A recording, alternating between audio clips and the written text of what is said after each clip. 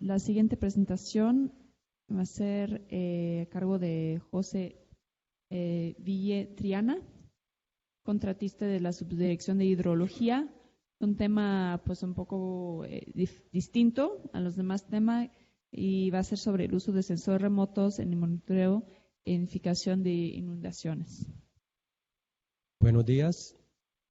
Primero que todo, muchas gracias por la invitación a este evento tan importante. Yo me voy a enfocar, voy a desviar un poco del tema forestal, pero no del objetivo como tal del taller, que es el uso de sensores remotos en el manejo de los recursos naturales. Entonces,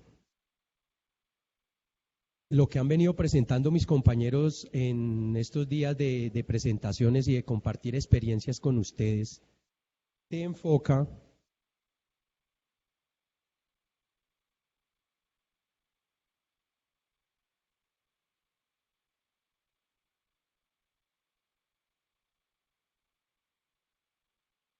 el IDEAM en la estructura. Pilar la presentó, pero muy rápidamente les comento que el IDEAM tiene 4 subdirecciones, una que es todo el tema meteorológico, otra que es el tema hidrológico. Lo que han venido presentando mis compañeros pertenece a la subdirección de ecosistemas y hay otra que es estudios ambientales.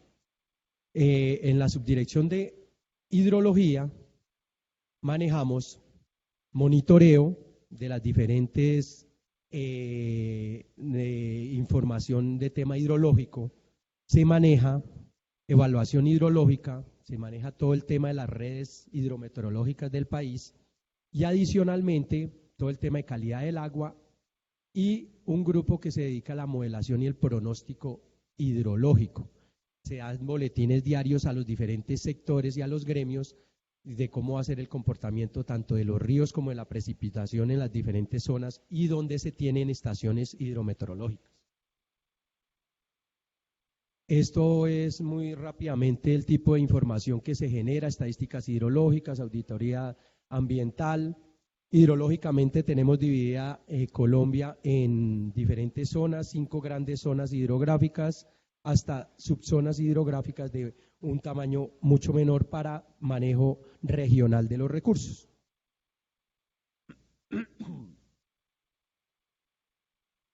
También se tiene para el monitoreo algunas estaciones de monitoreo de calidad de agua en los principales ríos del país, donde se analizan el índice de calidad de agua y sólidos suspendidos totales como una variable que es importante tener en cuenta para el manejo de los recursos naturales. Para la modelación hidrológica, específicamente para generar los reportes diarios, se tuvo un acompañamiento de una entidad llamada Deltares que es del gobierno suizo, y nos suministró un software que se llama Fuse, el cual maneja información de las diferentes redes globales que generan información de precipitación, la NOAA. Se involucran variables de precipitación de JAXA para generar modelos que permitan tener escenarios a 7 días, a 3 días, a una semana, a 3 meses máximo, de cómo hacer el comportamiento de la precipitación y a dónde se podrían presentar algunos tipos de afectaciones, dependiendo las temporadas, cuando es temporada seca, cuando es temporada lluviosa, que es en Colombia hay dos modelos: uno es monomodal en todo lo que es la Orinoquía y la Amazonía, bimodal en el resto del territorio nacional. Entonces, en el 2011 se presentó la mayor afectación por inundaciones que ha tenido el país. Cerca de 2 a 3 millones de personas directamente afectadas por el aumento de las precipitaciones, el desbordamiento de los ríos, el rompimiento de diques, lo que llevó a pérdidas en cuanto a la infraestructura vial, infraestructura de servicios, afectaciones en todo el sector agropecuario, ¿cierto? Y eso nos llevó a que el 30 de noviembre del 2010 con el rompimiento del canal del dique, que automáticamente se vieron afectadas 100.000 personas, 5 municipios totalmente inundados, se activa el charter internacional y empiezan a llegar al país, a la entidad oficial encargada de recibir todas estas imágenes de diferentes sensores, que es el Instituto Geográfico Agustín Codazzi, que es el encargado de toda la información cartográfica y espacial del país. Entonces se empieza a realizar un análisis para identificar cuáles eran las zonas más prioritarias de dónde enfocar la emergencia como tal, para activar todo el sistema de alerta, para llegar a auxilios y ayudar a las personas que se encontraban afectadas por este fenómeno. Con el índice oceánico de ONI, lo que primero que hicimos es, por una parte, interpretación de las imágenes que llegaban, porque eran de diferentes resoluciones, de diferentes sensores, ópticas de radar, cuáles nos permitían identificar esa gran mancha de inundación, ¿cierto? Pero también necesitamos identificar dentro de esta gran mancha de inundación que estaba relacionado con cuerpos de agua y con zonas que se inundan periódicamente y que no generan ningún tipo de emergencia. Entonces, analizando los índices oceánicos del niño, que es el que permite determinar si es un niño o una niña por el calentamiento del Pacífico, logramos identificar que el año 2001 era un año normal en términos hidrometeorológicos, que nos permitía identificar que lo que fuera cuerpo de agua y zonas inundables en ese año, en ese periodo, eran coberturas o zonas en las que no se iban a presentar ningún tipo de afectaciones, y lo que al momento de descontarle la gran mancha de inundación, lo que estaba afectado era donde se deberían enfocar las diferentes acciones y recursos para la atención de la emergencia.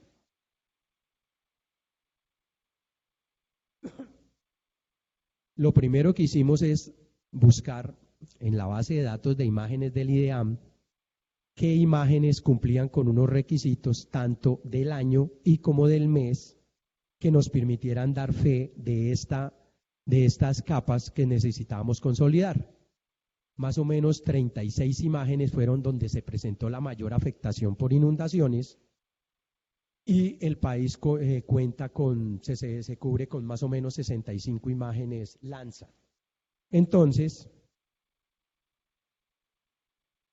teníamos un set de imágenes bastante buenas en las zonas donde se presentan las inundaciones, que es todo el Valle Interandino, la parte baja del río Magdalena, el Valle Interandino, y teníamos nubes en algunas zonas, pero en las partes altas donde no se presentan inundaciones lentas. Entonces, para esta época ya teníamos el mapa de coberturas de la Tierra, que ya lo presentó mi compañero Henry, y con base a la metodología, que la metodología CORIN maneja diferentes criterios de clasificación, van de unas 5 grandes unidades hasta 80 unidades un poco más detalladas, decidimos que la capa número 5, que está relacionada con superficies de agua, era lo que nos iba a conformar la capa de cuerpos de agua que íbamos a descontar para los análisis que se pretendían hacer. De igual forma, la categoría 4, que está relacionada con todo lo que son áreas húmedas, era lo que iba a ser denominado zonas inundables, incorporando también los bosques inundables y herbazales inundables que se encuentran identificados dentro de esta clasificación de coberturas.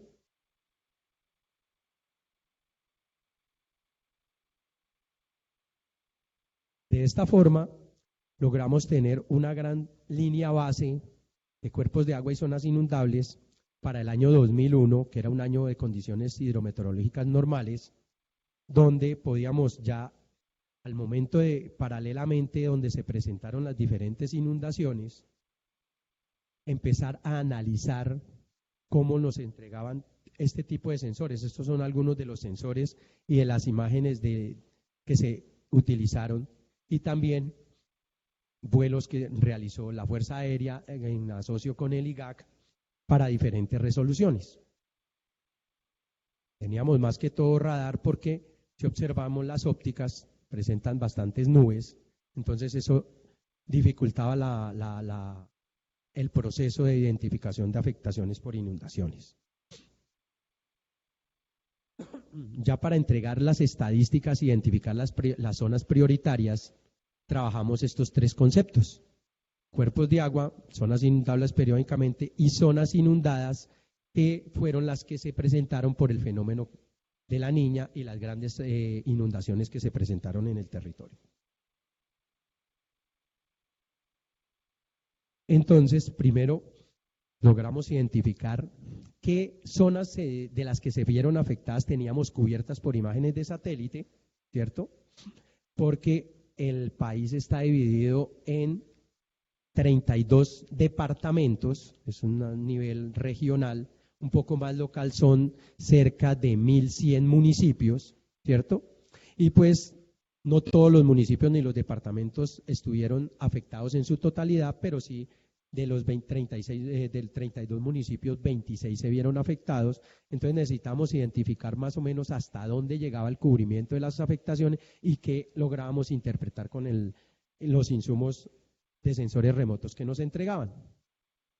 Los cuerpos de agua, las zonas inundables y todo lo que sobraba era las zonas afectadas por las inundaciones, y hacia allí se enfocaron todos los institutos de emergencia para acudir al manejo de las inundaciones y de las personas damnificadas. Entonces, paralelamente a la identificación de las manchas, también se empezaron a hacer censos en los centros poblados más damnificados, incorporando capas de otras instituciones. Logramos hacer un censo de cuántos predios y cuántas personas asociadas estaban damnificadas para enfocar los recursos hacia estas instituciones con base en la gran mancha que logramos identificar y cómo se veían afectadas ya directamente y cuáles predios se tenían. Esto ya se utilizaron imágenes como ADS-80, que es un vuelo LiDAR que realizó la Fuerza Aérea con resolución espacial de 50 centímetros, lo que permitía identificar ya predio por predio, casa por casa, cuáles eran los que se veían afectados.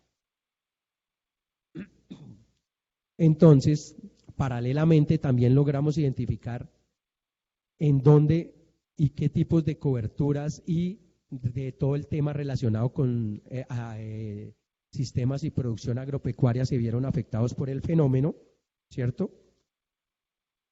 También el monitoreo consistió en, como son inundaciones lentas, después de un cierto periodo, primero fue tratar de cerrar el boquete que se presentó en el canal del dique, que fue lo que propició que se inundara gran parte del departamento del Atlántico, ¿cierto? Entonces se inició un monitoreo para ver cuánto era que se demoraba la disminución del nivel de agua para proyectar más o menos cuánto iba a estar inundadas estas poblaciones y cuánto le iba a costar al país ayudar y colaborar con la atención de la emergencia. Finalmente, hacia el mes de mayo ya terminaron las agencias que nos suministraban información, dejaron de suministrar información al país. Entonces el gobierno nacional abrió un fondo que se llamó Fondo de Calamidades y logramos identificar y consolidar una capa de RadarSat para tener las últimas afectaciones cuando ya el fenómeno se estaba debilitando y cuáles eran las zonas que empezaban a quedar más consolidadas y cuáles zonas se iban disminuyendo el nivel del agua para saber más o menos cuánto iba a demorarse la identificación de la afectación por inundaciones. Entonces, esta fue el consolidado total de todo lo que se vio afectado por inundaciones en el proceso, que corresponde a zonas inundables que no presentaban mayor emergencia y que esto nos catapultó, al igual que en mis compañeros de ecosistemas, a que se generara hacia el año 2015, el Centro Nacional de Modelación Hidrometeorológica dentro del IDEAM, donde se empezaron a mejorar todo el tema de monitoreo de los hidrológicos, ¿cierto? Se empezaron a identificar las grandes manchas, georreferenciarlas con mejores instrumentos, se adquirió un LiDAR terrestre para zonas un poco más detalladas, ¿cierto? Se incorporó dentro de la modelación puntos y sitios con insumos LiDAR que permitían ya tener mayor exactitud a la hora de incorporar información para los planes de ordenamiento territorial en el componente de amenaza, ¿cierto?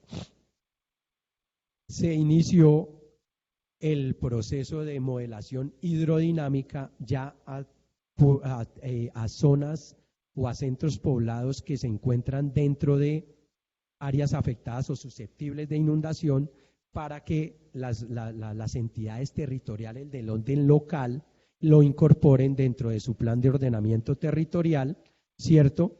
Y es un insumo importante para que tengan insumos para que activen a la hora de que se presenten incrementos en la precipitación y los niveles de los ríos aumenten, que se les pueda generar algún tipo de riesgo, activen el comité de alertas locales y puedan atender la emergencia con un poco más de exactitud en las zonas que son más vulnerables.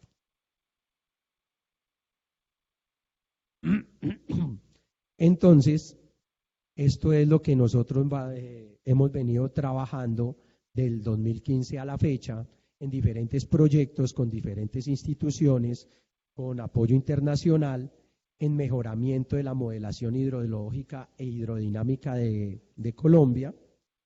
Y para terminar, una reflexión que creo que todos la hemos compartido en los diferentes modelos y presentaciones que hemos tenido, y complementando lo que nos presentó José Julián de drivers de deforestación, ¿cierto?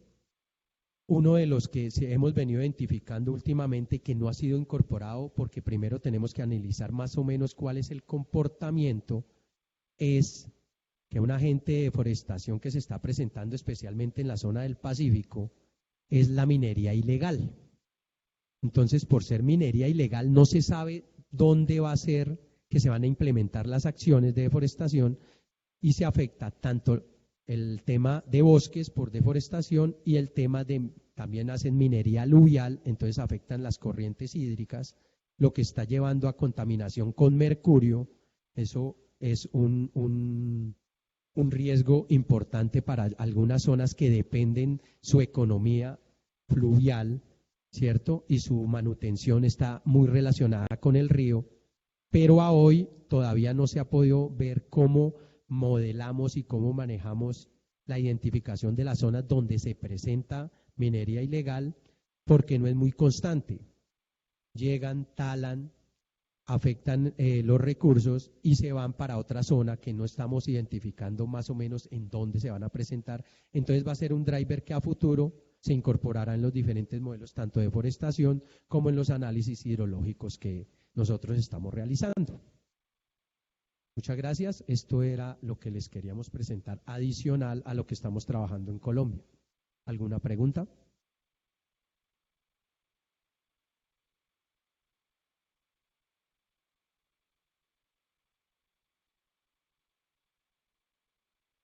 ¿Alguna pregunta? Uma curiosidade.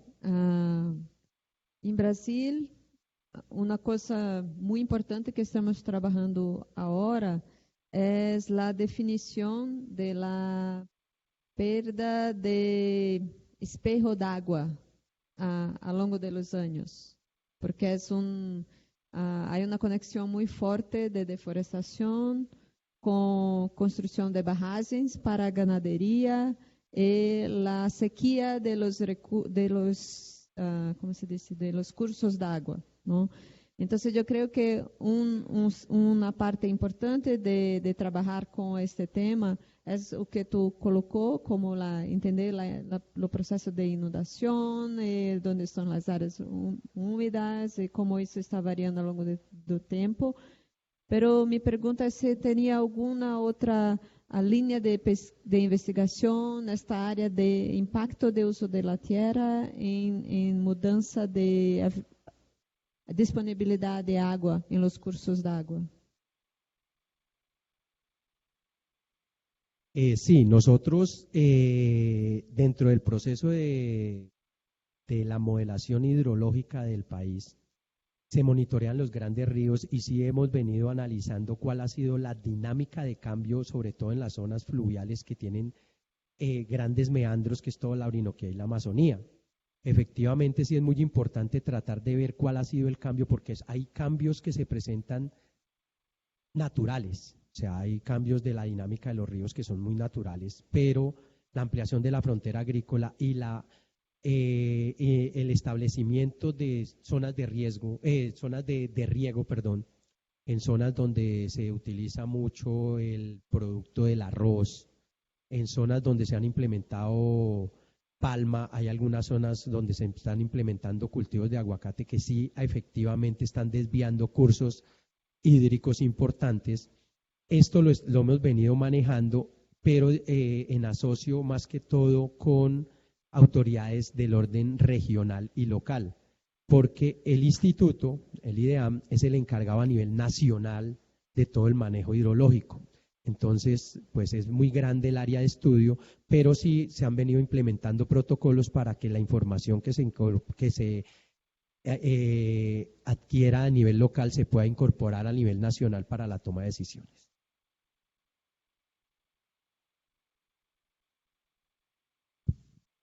¿Otra pregunta? Bueno, muchas gracias. Un aplauso.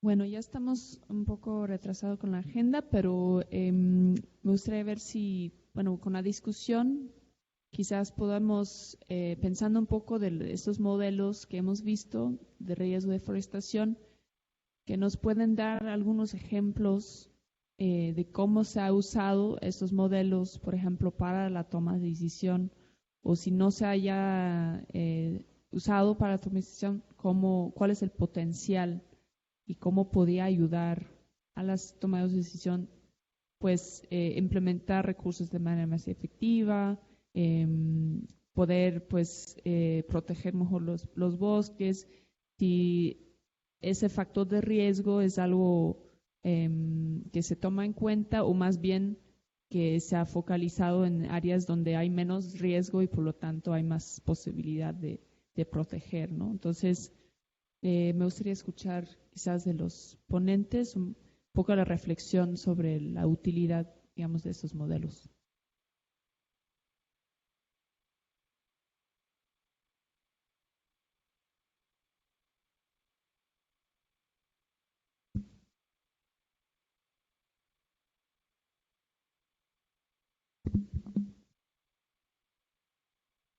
Al menos en aquellos que trabajamos con entidades del Estado, creo que el norte siempre debe ser ese, de todas maneras, y creo que para todos es, aparte de la construcción científica, que para todos es muy importante, el norte de qué se va a hacer con esa información y cómo se va a usar realmente y a quién va a afectar, porque esto va a afectar personas cuando se toman las decisiones basadas en lo que hacemos, es fundamental. En el caso del riesgo de deforestación y en los demás modelos, como les mencionaba, en Colombia, el Ministerio de Ambiente constantemente nos solicita insumos para tomar decisiones con respecto a determinadas cosas. Por ejemplo, en el caso de riesgo de deforestación de la Amazonía, un insumo muy importante es la capa de accesibilidad.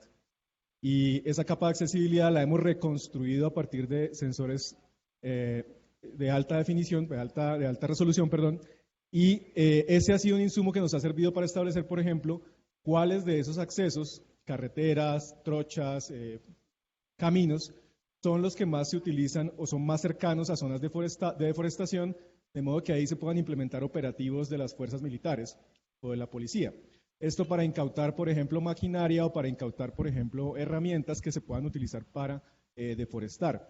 Lo mismo que las proyecciones que hacemos, o que no las presentamos acá, pero son proyecciones que hacemos a 20 o 10 años, que le permiten al país definir metas, bien sea de gobierno o bien sea de Estado. Entonces, siempre hay que pensar en que en una parte de nuestro trabajo debemos pensar no solo en la publicación científica, sino en que alguien necesita usar esto para tomar una decisión y lo necesita también de manera efectiva y de manera pronta. Entonces, esa es como la reflexión realmente.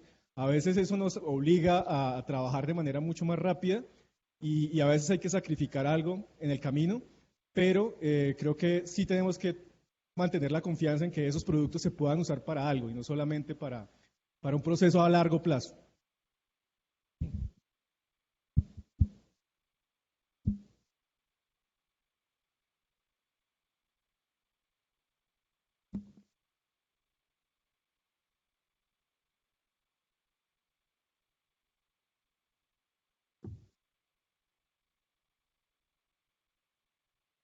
Pues abundando un poco en lo que ya Julián había comentado, creo que es bien interesante en la modelación tener claro para qué quiere uno modelar. Y obviamente hay en muchos casos un interés académico, pero a veces los modelos pueden servir más que para publicar artículos y a veces se requiere también para entender el fenómeno, ¿no? En ese sentido, es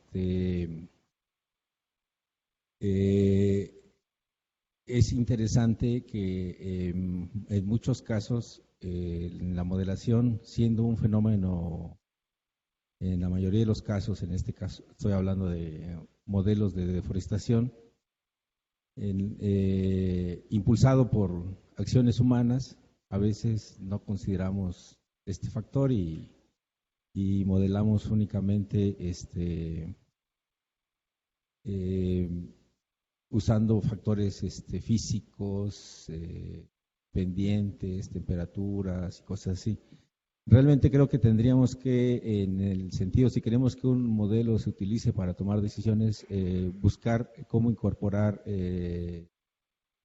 pues ya sea una regionalización o, bueno, a través de una regionalización u otro tipo de variables,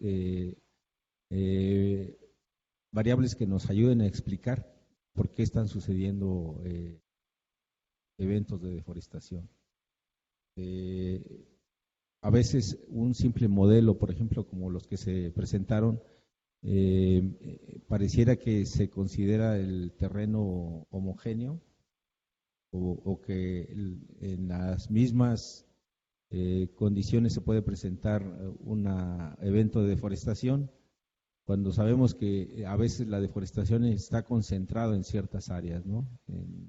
En áreas de conflicto o en áreas donde hay problemas de indefinición en la tenencia de la tierra, en fin, ese tipo de variables que nos ayudan, que son de carácter socioeconómico, nos pueden ayudar a mejorar mucho y a explicar los modelos de deforestación. Creo que hacia allá tendríamos que empezar a transitar, ¿no?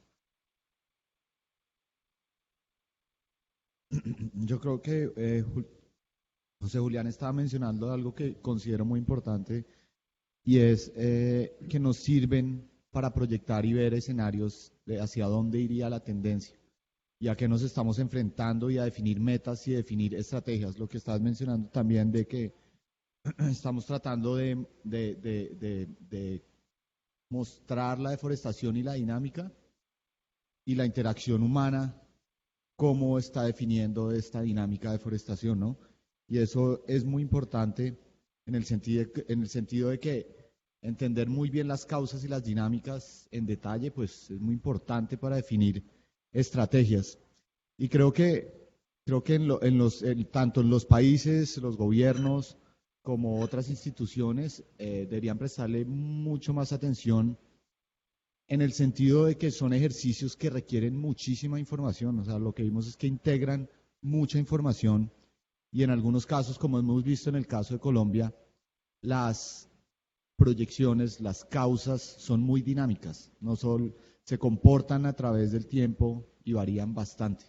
Los flujos humanos históricamente se comportan de maneras que a veces es muy difícil de predecir. Y eso solo se puede manejar en el sentido de que haya información disponible, periódica, también de todas esas variables explicativas que están detrás de todo este modelamiento.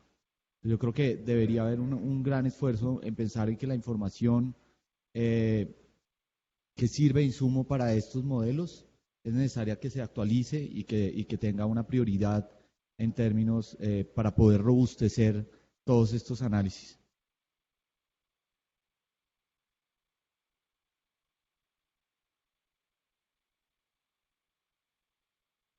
Me parece muy interesante el modelo de inferencia de deforestación y donde están los componentes o las variables de precios, pero también en algunos casos hay que considerar que no solo es factor precio, sino es factor subsidio de gobierno, como es el caso de lo que nos pasó en Palma de Aceite. En Campeche de pronto nos llegó un gran programa que iba por 100,000 hectáreas de plantaciones de palma. No llegó a tanto, pero fue muy obvio el impacto que tuvo este programa. Y en el factor precio, pues para Campeche el caso es la soya, asociada a la actividad de los campamentos menonitas, que son agricultores de alta productividad. Y también este tema de inundación es muy interesante, porque en la península de Yucatán el factor de fenómenos hidrometeorológicos, como el caso de los huracanes, pues ha llevado a desarrollar toda una serie de acciones para los famosos atlas de riesgo, que aunque no lo hemos usado mucho, para el caso de incendios forestales están totalmente asociados. Sabemos que después del impacto de un huracán vamos a tener grandes incendios en la región, y esos modelos no los hemos corrido realmente de una manera directa, sino más bien nos hemos ido al antecedente de los puntos de calor, y creo que estos modelos son muy interesantes para este tipo de eventos. Muchas gracias.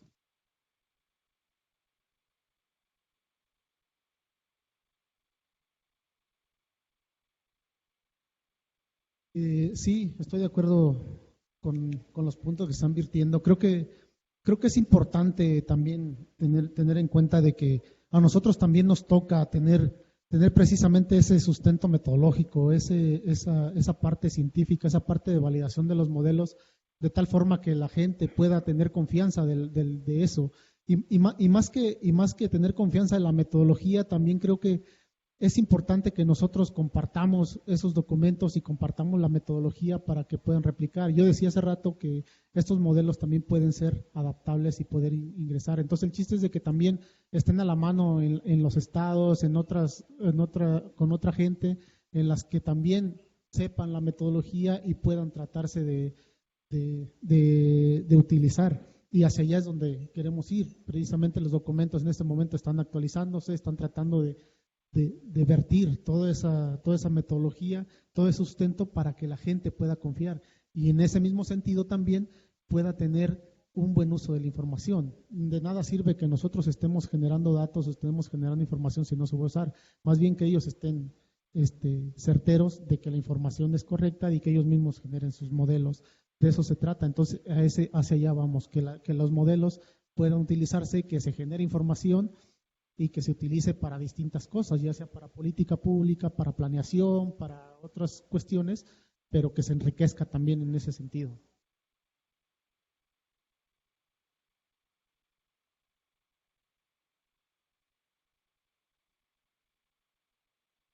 Complementando un poco lo que mencionaba Carlos, independiente del modelo o de los modelos que se utilicen, probabilísticos, deterministas, con los fines para lo cual se realice la modelación independiente, riesgos, amenazas, identificación, cambios de uso del suelo. Es muy importante y creo que compartimos el mismo sentimiento entre Colombia y parte de lo que han presentado nuestros compañeros de México, que hay que afinar un poco más la información de entrada de los modelos. O sea, entre más detallada sea la información que se incorpore a los diferentes modelos, va a ser mejor los resultados y va a convertirse en una herramienta mucho más importante a la hora de toma de decisiones para las entidades que las toman, ¿cierto? Entonces hay que pensar en cómo mejorar también a la par con el mejoramiento de los diferentes modelos, software, procesos, procedimientos, insumos, sobre todo en temas de sensores, que los insumos son físicos, biofísicos, y el comportamiento biofísico es muy estático, ¿cierto? Las variables hidroclimatológicas cambian, varían, pero en términos generales se mantienen cuando es época seca, cuando es época lluviosa. Hay un comportamiento muy estático. Las variables socioeconómicas sí no son tan estáticas. El comportamiento de las comunidades en los diferentes territorios obliga a que de una manera un poco más detallada se incorpore esa dinámica socioeconómica dentro de los modelos, independiente del tipo de modelo que se utilice y para lo cual se quiera utilizar la modelación.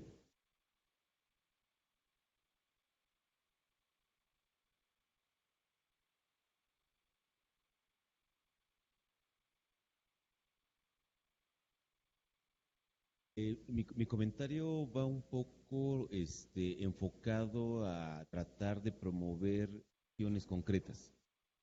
En la península cada año se hacen foros para tratar el tema de incendios, la gente asiste, se presentan trabajos, se muestran mapas, análisis, se critican y se actualiza a la gente. Pero verdaderamente, bueno, yo del tiempo que asistí y que he estado siguiendo, nunca se hace una mesa de trabajo en donde se sobreponga mis resultados con tus resultados, con los otros resultados, y evidentemente pues todos los análisis van a tener huecos, fallas, que se pueden ir corrigiendo. Pero creo que es más productivo, bueno, si bien la sesión está hecha para mostrar resultados y que los tomadores de decisión se den cuenta de la situación que se va a presentar ese año, es necesario pues incitar a que se desarrolle una mesa de trabajo en donde los técnicos comparen, analicen y saquen conclusiones para que ayude a robustecer la toma de decisiones. Porque si no, termina todo nada más en una pasarela de presentaciones de datos, críticas, comentarios, pero ahí queda. Y cada quien regresa a su organización, o su institución, y pues cada quien hace lo suyo, ¿no? Pero creo yo que pues aquí ya por lo menos vimos muchos ejemplos, que hay críticas, que si están bien, que si están mal, pero pues es la información que se tiene y con eso hay que trabajarla para tomar decisiones. Entonces, el tema de inundaciones, el tema de incendios son temas bien recurrentes en la península, pero creo que no hemos brincado a realizar un análisis concreto para tomar decisiones en la temporada que correspondan.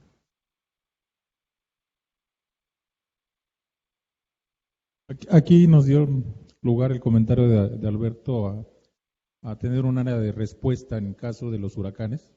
Ya sabemos que puede tener un efecto para el siguiente año y eso fue lo que nos pasó en el año 97 para la época de incendios del 98, en el caso de la península de Yucatán y casi en el caso de todo el país, ¿no? Entonces, uno de los conceptos que a lo mejor no vi muy claramente es áreas de respuesta homogénea, bajo condiciones, digamos, de cantidad de combustibles y que nos dé respuesta pues similar o parecida en cuanto a cómo se propagan los incendios de acuerdo a la cantidad de combustible. Entonces, hablamos de una parte que es el área de respuesta homogénea. Y para la parte operativa, cuando se tienen estos elementos, la toma de decisiones pareciera ser direccionada a qué hacer con estas áreas. El siguiente paso sería la aplicación de tecnología para manejo del fuego, para que en esas áreas se reduzca la cantidad de combustible y se actúe de otra forma. En áreas donde no se reduce la cantidad de combustible se tengan los focos rojos. Entonces, son tres partes. Y la cuarta, que es la temporal, digamos la serie de tiempo, al igual que Gerardo, se ha visto mucha capacitación, pero yo la he visto en periodos de 10 años, 12 años. Y aquel que se capacitó en el año 1, pues ya no está colaborando en el área ambiental, o en el área forestal de tal estado. Y entonces esa movilidad se manifiesta en este año. Hay muchos incendios y uno pregunta, ¿dónde está la gente capacitada que se quedó con algún mapa de riesgo el sexenio pasado? Y entonces eso nos da otra dinámica. Si hay huracanes, también hay huracanes sexenales. Se nos van los individuos capacitados de las áreas de los municipios y de los estados. Y si fueron 3,000 en alguna región del país capacitados, dentro de los tomadores de decisiones, con esos entrenamientos, con esos mapas, con esos insumos, con software, se fueron y dejaron esa plataforma, y en esa plataforma no se le dio seguimiento, ¿no? Y es algo como lo que dice Gerardo, bueno, ya hemos discutido mucho. Hacen falta instituciones, sedes, que se queden con mapas, que se queden con esos elementos, que siempre los tengan actualizados. Quienes realicen identificación de áreas de deforestación o de áreas de manejo del fuego, y quienes transfieren también tecnología para bajar esos riesgos, ¿no? Entonces sí, hace mucho tiempo yo ponía el ejemplo de la Universidad Autónoma de Chihuahua, de su facultad de ganadería o por ahí esa área, ¿no? Que tenía un laboratorio de sistemas de información geográfica y que tenía la cartografía de todo el estado de Chihuahua, incluso de planes de manejo. Entonces eso nos daba varios niveles. El nivel nacional, que concentraba información para cuestiones académicas, el nivel estatal de su inventario estatal y la serie de estudios ambientales, mías, estudios de tesis y estudios de localidades de manejo forestal. Entonces le daba a esa dinámica y a esa institución una posibilidad de que siempre íbamos a recurrir a esas áreas para obtener información. Y eso se requiere en los estados, ¿no? ¿Quién o quiénes pueden ser las sedes de los grandes bancos de información, de esos mapas, de esos planes y todo el manejo de manejo local? Así se fortalecen las capacidades locales para la toma de decisiones. Creo que por ahí también pudiéramos analizar esto. Muchas gracias. Bueno, si no hay otro comentario, pues ya iríamos al receso y ya regresamos en 1:15 Gracias.